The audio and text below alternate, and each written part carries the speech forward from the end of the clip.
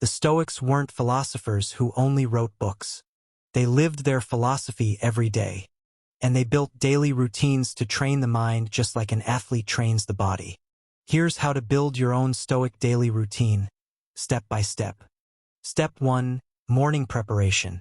Begin the day by reminding yourself. Life is fragile, people will test you, and only your response is in your control. This primes your mindset. Step 2. Journaling. Write reflections on virtue, control, and gratitude. Journaling is how Marcus Aurelius wrote his meditations, private notes to sharpen his mind.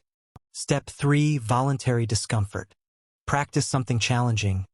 Cold showers, fasting, or a physical workout.